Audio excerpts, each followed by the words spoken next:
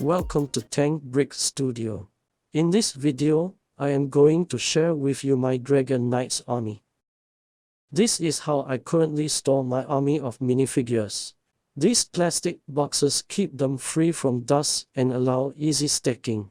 Transparent boxes are important for LEGO storage because you can see at a glance what's inside.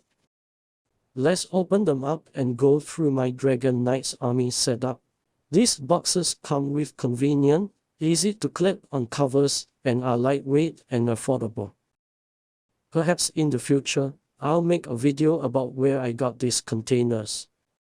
Inside each box, the minifigures are organized onto plates before being placed into the box. I stagger the minifigures to avoid their weapons and shields scratching each other.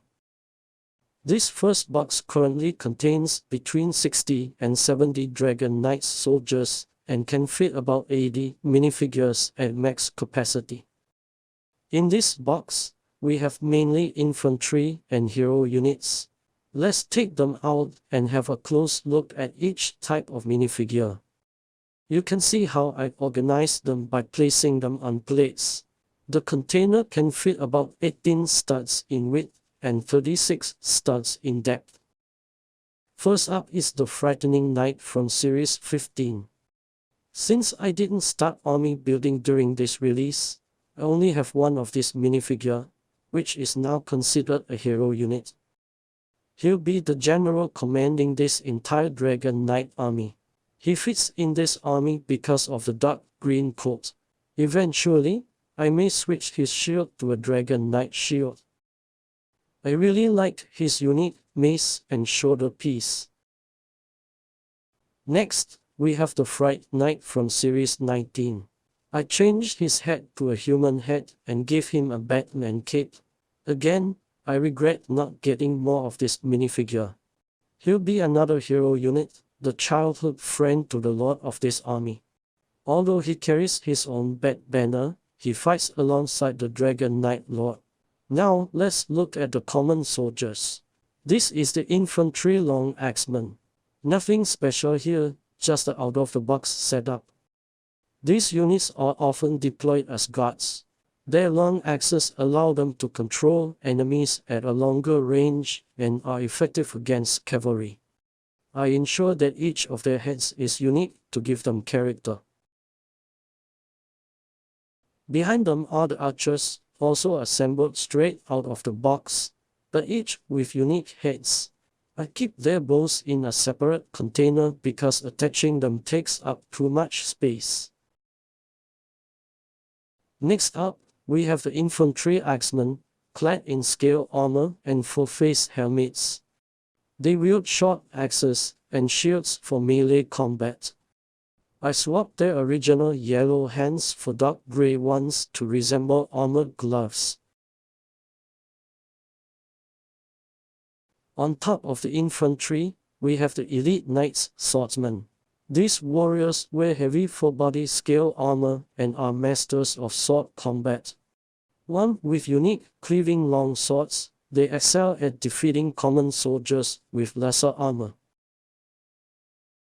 Also among them are the Elite Knights Axeman. These fighters wield double-headed axes with both hands, capable of taking down multiple enemies with a single swing. Their spiked shoulders aid in both defense and offense, particularly useful for breaking through enemy shield walls. I have about 12 of these Elite Knights. That covers the main army. Now, onto the unique hero characters again. First, we have Naya from a Ninjago movie set.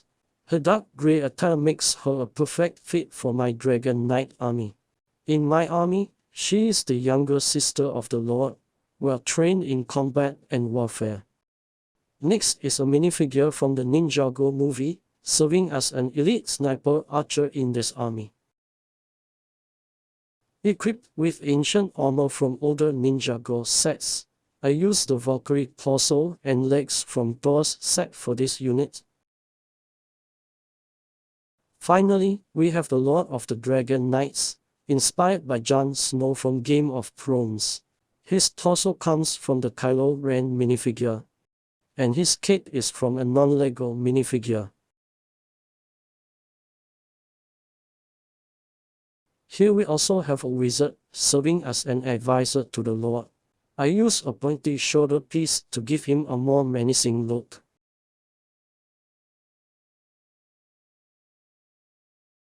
And a witch, capable of creating potions to heal and enhance soldiers' abilities. Some say she can even bring the dead back to life. That's all from the first box. The second box contains the cavalry, mixed with units from other armies to maximize space. Today, we'll focus on the Dragon Knight cavalry. This is the normal cavalry, with horses unarmored for speed and maneuverability. All knights wear heavy plated armor and wield long cleaving swords. To expand my army without breaking the bank, I use common torsos beneath the body armor parts.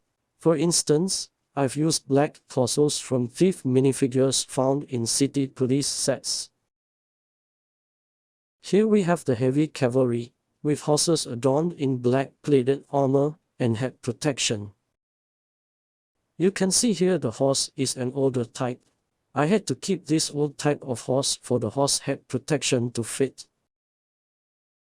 The minifigures are the same as the normal cavalry, except with dark green capes. Thanks for watching.